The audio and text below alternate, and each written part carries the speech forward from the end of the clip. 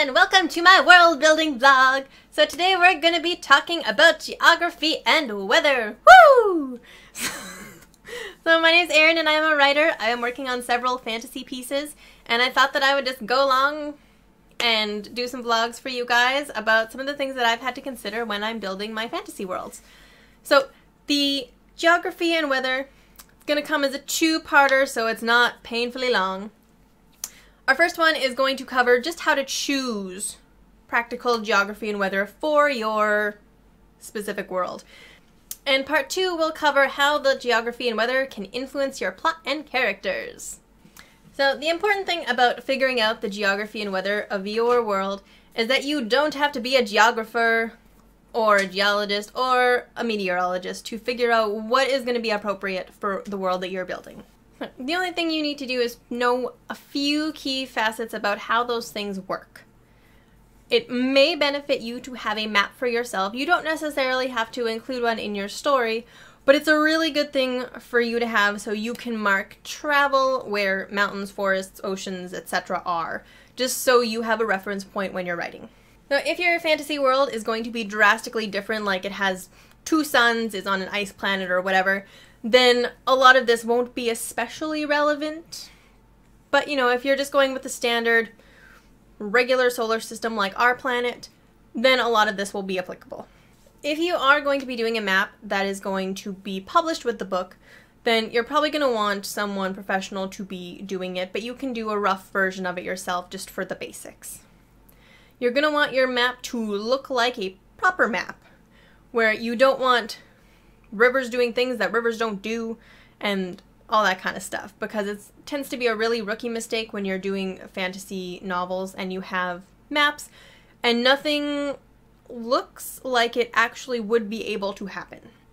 If you're not going to have a map that's being published, then you can get away with a lot more because your specific geographical choices are not staring your reader in the face. So a good starting point is once you kind of figure it out, be like, I want the temperature to be this general range, I want it to have these seasons, then go to like Google Earth, find a part of the world that has that already. And you can take inspiration from those because you already have a really solid basis for how everything affects everything else. You're going to want to find out what features support this environment. If you have a desert, then how are you getting that desert? Do you have a mountain range nearby? Is there a specific effect that is creating this? You're also going to want to take into consideration ocean currents, which you can literally just look at a map of the world.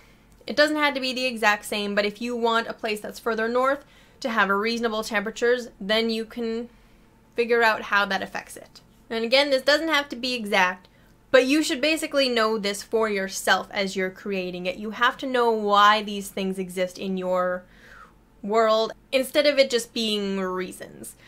Nobody likes reasons unless it's doing with magic, and in which case you should still have some kind of a reason. You're also not going to want to ignore transition points. If you have a map or your characters are traveling at all and you're going from one type of geography to another, you're probably going to have a transition point. Mountains don't just stop in a perfectly straight line, deserts don't do that, forests don't do that. Nothing does this. So you're going to want to have, if you're going from mountains to prairies, you're going to want to have foothills in there, for example. The same thing if you're traveling through forest and you're going, say, north to south, you're going to go from coniferous down to mostly deciduous. It's just how the planet works. So if you're going to have a desert, you want to make sure that you have also put in place things that are going to create that desert. Again, unless it's magic, but we'll go into that later. The same goes if you're going to have jungles, prairies, all that kind of things. You just want to have a basic idea. Why do these things exist in our world, and how can I build a realistic version in a fantasy world? So you don't have to get crazy in depth, but you do really need to understand the basics. You want to know, how do rivers form and why do they move the way that they do? You don't want rivers that are doing weird branching things when it's not possible for them to do that.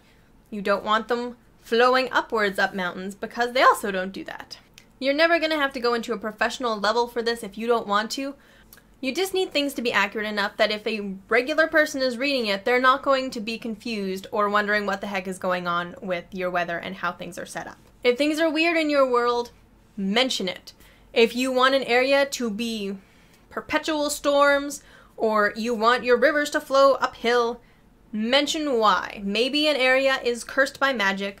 Maybe there's a specific phenomena that occurs only in this spot. Just like a brief, like, hey, this place was cursed 1,000 years ago, this is why this happens.